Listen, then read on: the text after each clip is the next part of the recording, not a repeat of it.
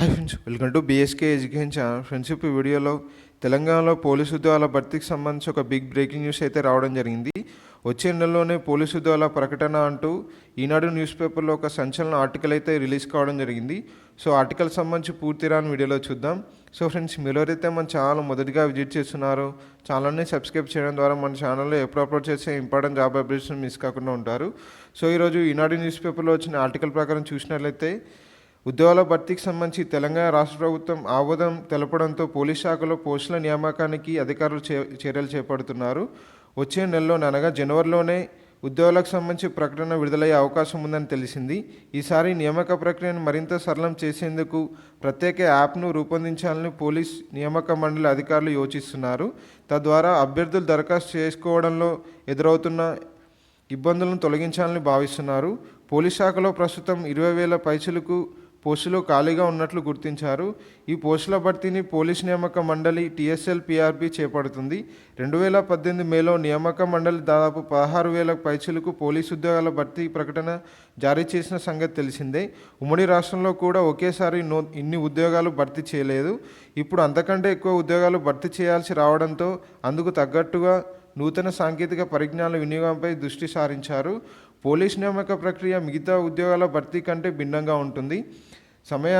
సమయం ఎక్కువగా పడుతుంది. కావున రాత పరీక్షలతో పాటు దేహదారుఢ్య పరీక్షలు నిర్వహించాల్సి ఉంటుంది. అన్నిటిలోనూ ఉత్తీర్ణులైన ఎంపికైన వారికి సంవత్సరం పాటు శిక్షణ ఉంటుంది. ఈ నేపథ్యంలో వీలైనంత త్వరలోనే నియామక ప్రకటన జారీ చేయాలని అధికారులు భావిస్తున్నారు. వచ్చే నెలాఖరుకల్లా అనగా జనవరి నెలాఖరుకల్లా నోటిఫికేషన్ను విడుదల చేయగలిగితే నియామకాలు పూర్తి చేయడానికి కనీసం 4 నెలల సమయం పడుతుంది. తద్వారా సంవత్సర కాలం పాటు శిక్షణ కొనసాగుతుంది. ఈ లెక్కను చూసినట్లయితే 2021 జనవరిలో ప్రకటన విడుదలైతే అర్హత పొందిన వారు 2022 ఏప్రిల్ తర్వాతే ఉద్యోగాల్లో చేరే అవకాశం ఉంటుంది. అది కూడా అంత సమయంగా జరిగితేనే.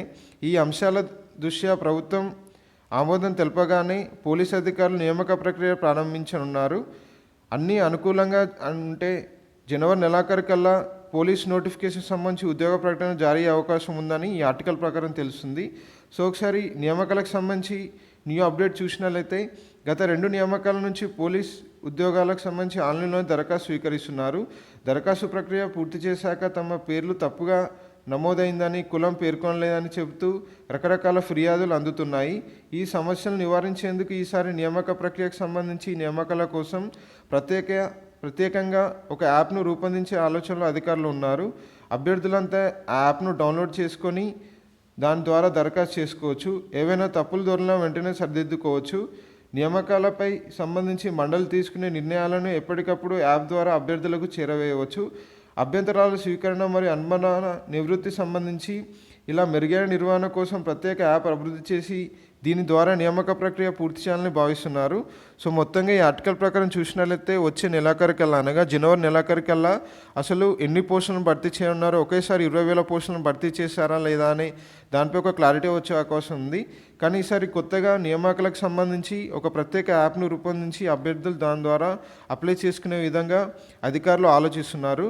సో ఫ్రెండ్స్, ఇది పోలీసు ఉద్యోగాల భర్తీకి సంబంధించి వచ్చే నెలలో పోలీస్ నోటిఫికేషన్ రానున్నట్లు ఈ ఆర్టికల్ ప్రకారం అయితే తెలుస్తుంది. సో చూడాలి మరి ఎప్పటిలాగే అన్ని ఆర్టికల్ లాగానే ఈ ఆర్టికల్ కూడా మిగిలిపోతుందా లేదా, ఈ ఆర్టికల్లో వచ్చిన విషయం నిజమవుతుందా అనేది చూడాల్సి ఉంటుంది.